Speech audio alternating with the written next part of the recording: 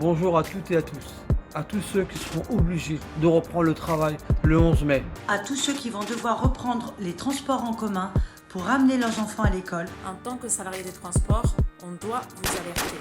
L'ensemble des transports publics français sont déjà bondés, saturés, les métros, les bus, les RER, les TGV. On voit à quel point il est difficile de pouvoir respecter les gestes barrières et notamment cette distance physique de au moins 1 mètre entre les usagers et les usagères. Et ça sera encore pire à partir du 11 mai prochain. La pandémie est loin d'être maîtrisée. Et malgré les promesses des uns et des autres, il n'y a pas de masque pour tout le monde. Et combien aux normes, les dépistages ne sont pas faits non plus.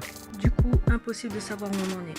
On apprend même que des enfants tombent gravement malades, probablement en lien avec le coronavirus. On compte plus de 25 500 morts en France, alors que de nombreux pays s'en sortent beaucoup mieux. Et pour le profit, on nous ordonne de retourner travailler ? Mais quelle solution pour nous protéger dans les transports ? Des stickers et des marquages au sol ? Des solutions ridicules qui ne sont déjà plus respectées. On nous propose aussi la grande spécialité du gouvernement Macron, la répression. C'est-à-dire de verbaliser les voyageurs qui ne portent pas de masque au lieu d'en distribuer gratuitement. Les profs nous alertent sur une reprise insensée des cours sous des conditions de sécurité impossibles à réaliser. Les soignants, victimes en première ligne, nous crient leur désespoir face à un virus très contagieux. Nous rejoignons l'appel de 300 d'entre eux à une mobilisation générale après cette crise sanitaire. L'État nous a servi que mensonges et répression depuis le début du quinquennat en 2017.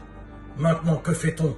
Après nous avoir pressés comme des citrons financièrement, réprimés férocement et mis en danger de mort depuis plus de 3 mois, ils voudraient s'en prendre à nos enfants en les renvoyant à l'école. Tout ça dans un unique but, libérer légalement les parents pour qu'ils retournent travailler. Nous ne sacrifierons ni nos enfants, ni qui que ce soit. Ne le faites pas. Les entreprises de transport en commun font la paire avec l'État de Macron, en mentant pour nous rassurer. Tout ça pour qu'on aille bosser. Et ils vont même jusqu'à nous mettre la pression pour reprendre le travail quand on est en arrêt pour garde d'enfants ou en arrêt maladie. Jusqu'où vont-ils aller avant que tout le monde ose se réveiller et se battre ? C'est pour toutes ces raisons que plus que jamais nous revendiquons la gratuité des transports pour toutes et tous partout en France. L'arrêt total des amendes envers les usagers. L'arrêt des sanctions envers les salariés du transport. La non-reprise des entreprises non essentielles. La distribution de masques gratuite pour tous. Des dépistages massifs.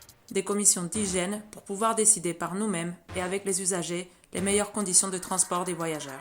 À tous les usagers des transports en commun, nous vous invitons à nous rejoindre.